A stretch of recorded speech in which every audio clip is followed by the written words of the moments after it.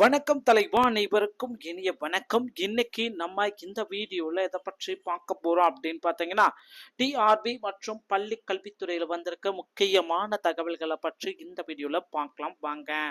தமிழக பள்ளி கல்வித்துறையில பிஜிடிஆர்பி உடைய எக்ஸாம் அப்ளை பண்றத குறித்து தற்சமயம் வெளியிட்டிருக்காங்க. இன்னும் நீங்க பிஜிடிஆர்பில எக்ஸாம் அப்ளை பண்ணாம இருந்தீங்கன்னா உடனடியாக அப்ளை பண்ணி வச்சுக்கோங்க. அடுத்து வந்து பார்த்தீங்கன்னா, இன்னும் சில முக்கியமான அறிவிப்புகளை பற்றி தான் நான் இந்த வீடியோவில் சொல்ல போகிறேன்.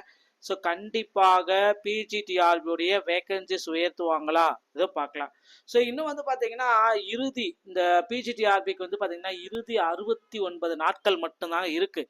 ஸோ இந்த 69 நாட்களில் நீங்கள் கண்டிப்பாக படிக்க ஆரம்பித்தா மட்டும்தான் இடைநிலை ஆசிரியராக உங்களால் பள்ளியில் அமர்ந்து 70,000 ரூபாய் சம்பளம் வாங்க முடியும். இல்லைன்னா ஆசிரியர் கனவு கிடையவே கிடையாது அப்படின்றத நிச்சயமா சொல்லலாங்க.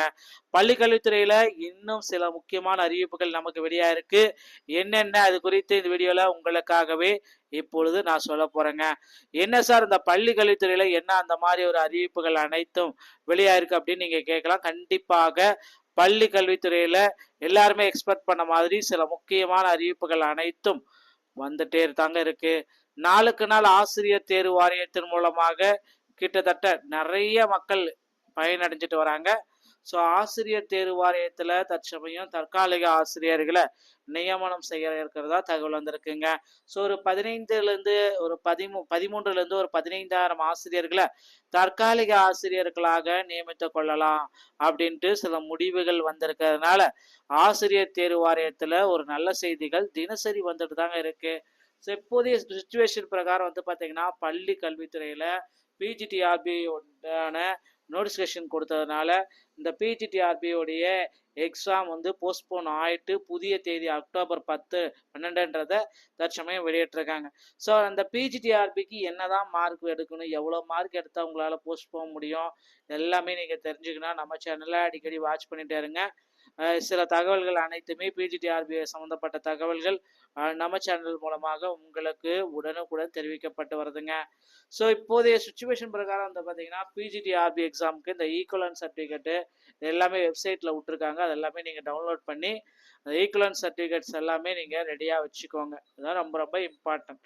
ஓகேங்களா? ஸோ இந்த ஏதாச்சும் நீங்கள் டிகிரிக்கு ஈக்குவலண்ட்டாக எடுத்திருக்கீங்க, அந்த டிகிரிக்கு ஈக்குவல் பிஎட் ஈக்குவலண்ட் ஏதாவது சர்டிஃபிகேட் இருந்துச்சுன்னா ஈக்குவலன்ட் ஃபார்மேட்டில் நீங்கள் சைன் ஆஃப் எல்லாமே பண்ணி வச்சுக்கிறது பெஸ்ட்டான ஆப்ஷன் அப்படின்னு நம்ம சொல்லலாங்க. அடுத்து பள்ளி கல்வித்துறையில் இன்னொரு விஷயம் நடந்துட்டுருக்கு. என்னென்னு அப்படின்னு பார்த்தீங்கன்னா ஆசிரியர் பெருமக்களுக்கு வந்து பார்த்தீங்கன்னா ஒரு நல்ல செய்தியை ஆசிரியர் தேர்வு வாரியம் கொடுத்துட்ருக்காங்க.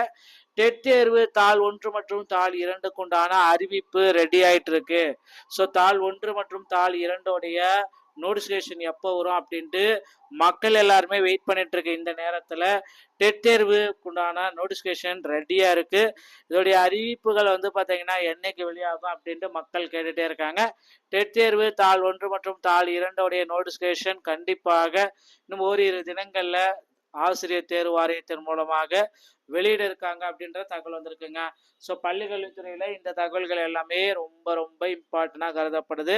ஸோ அடுத்து வந்து பார்த்தீங்கன்னா எஸ்ஜிடியோடைய புதிய நியமனங்களுடைய வேகன்சிஸ் வந்து இன்னும் கூடுதலாக எடுக்கலாம் அப்படின்ட்டு சில முடிவுகள் போயிட்டுருக்கு. அதோடைய கருத்துக்களும் விரைவில் நம்ம எதிர்பார்க்கலாம். ஸோ ரொம்ப ரொம்ப இம்பார்ட்டண்டான ஒரு விஷயம் தான் நடந்துட்டுருக்கு. 2013 டெட் பாஸ் பண்ணவங்களுக்கு உண்டான போஸ்டிங் நிறுத்தி வைக்கப்பட்டிருக்கு. அந்த போஸ்டிங் எல்லாமே தேர்தல் வாக்குறுதியின் அடிப்படையில் இன்னும் ஓரிரு தினங்களில் ப்ராசஸ் பண்ண போகிறாங்க அப்படின்ற தகவல் நமக்கு வெளியாகிருக்குங்க. ஸோ ஆசிரியர் பெருமக்களும் சரி எல்லாருமே சரி போராட்டங்கள் எல்லாமே நடத்தி வந்த நிலையில் இந்த தகவல் வந்து ஆசிரியர் போராட்டக்காரங்க மத்தியில் வெறும் பரபரப்பை ஏற்படுத்தி இருக்குங்க. அடுத்து நீங்கள் எல்லாருமே எதிர்பார்த்த மாதிரி பள்ளி கல்வித்துறையில் இந்த ஆண்டு மாணவர்களுடைய சேர்க்கை அதிகமாக இருக்க பள்ளி கல்வித்துறை ஆசிரியர்கள் எண்ணிக்கை வந்து குறைவாக இருக்குது. இதை வந்து பூர்த்தி செய்யணும் அப்படின்னா 25,000 ஆசிரியர்களை உடனடியாக எடுத்துக்கலாம். தற்காலிக ஆசிரியர்கள் அனைவருமே பள்ளி மேலாண்மை குழு மூலமாக எடுக்கப்படும் அப்படின்றத குறிப்பிட்டே சொல்லிட்டாங்க.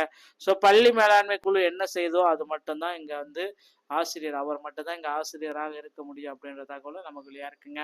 டிஆர்பி மற்றும் பள்ளி கல்வித்துறை சம்பந்தமான செய்திகள் அனைத்தையும் நீங்கள் உடனுக்குடன் பெற நீங்கள் நம்முடைய சேனலோடு இணைந்திருங்கள். மீண்டும் ஒரு நல்ல தகவலோட நான் உங்களை சந்திக்கிறேன். நன்றி, வணக்கம், தேங்க்யூ.